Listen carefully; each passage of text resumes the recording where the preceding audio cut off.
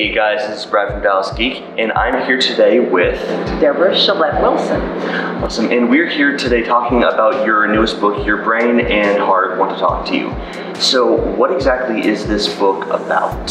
Well, as you can see, I brought some of my friends with me. These are puppets that I've used for the last several years. I had them specifically made to be able to explain to children how their brain and their heart work together and how emotions affect that, and then how that affects their behavior, especially when they're having problems in school or at home because of some kind of traumatic experience they've had or some kind of stressor.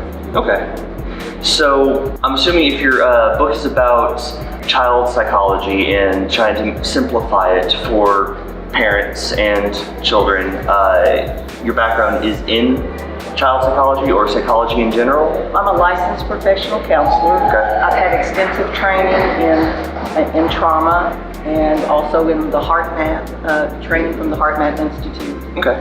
So I use all that in my work, and I've worked with children for years who've been my greatest teachers. Awesome. So how do you go from being a trained and licensed counselor to writing books about counseling and trying to explain that to the general public? Well, what I found is that in our country, we do not understand child development. Okay. Somehow it's a lost art, science, whatever. Yeah. And so what children have taught me is that adults, even counselors, doctors, other psychologists and things, really need to understand and be able to child speak. Sure. And so I listen to what kids have told me over the years, and I remember being a child too, so, and it was like, well, grown-ups didn't understand me then. It's like, it wasn't just about me, it just seems to be kind of where we're at in our culture, that we're not really understanding the developmental needs of children. And then if there's been some kind of traumatic event in their lives, that exacerbates a lot of things, and we don't understand that. And so kids are getting punished for things that are actually neurophysiological. Okay. And I think adults need to know that. Oh no, I totally agree. That does seem to be a very hot button topic, especially when you are looking at the general conversation that's happening about kids today, or about just parents today, especially young parents today, and trying to understand how to parent now and how to try to connect with your kids in this modern age of, more, I guess you could call it detached connections from what we used to have before social media and more digital communication. So this seems like a really interesting read.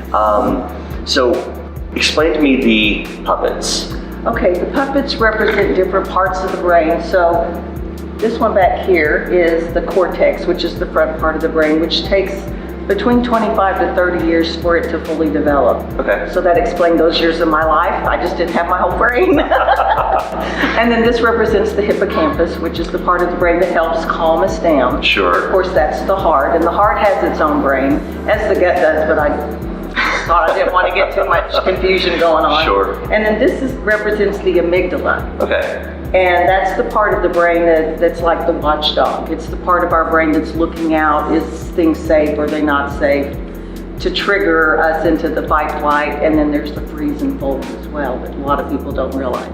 Sure. And then this is one of my favorites. It's called the trauma monster. Okay. And it's the part of us that when we've experienced trauma or something that's even overwhelming and we don't know how to deal with it, especially children are very vulnerable. And I don't think adults realize that just children are so vulnerable to adult moods. Sure. That it can even scare them. So when we get scared, we can be traumatizing our kids and not realize it just because of our own attitude. So it's just how important we are to children. So this holds all our traumas. It kind of, the way I put it, is like in a container. So they kind of keeps us away from us so we can go on about our daily activity.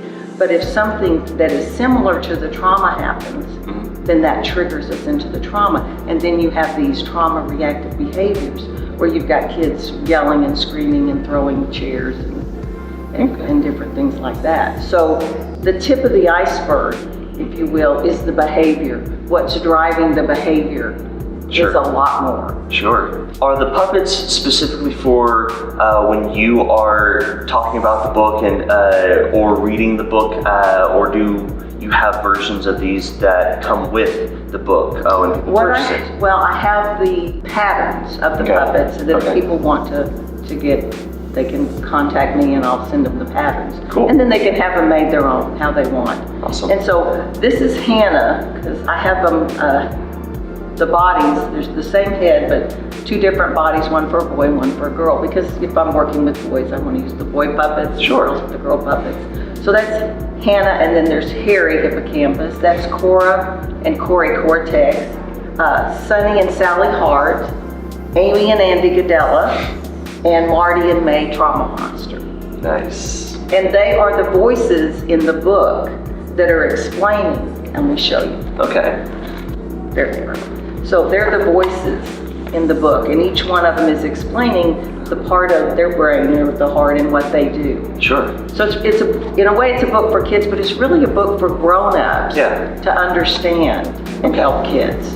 So, do you see your book as better suited for parents to be reading to their children, for teachers to be reading to their classes, for just parents to be reading by themselves? Well, that's what, for counselors, parents, and educators of children.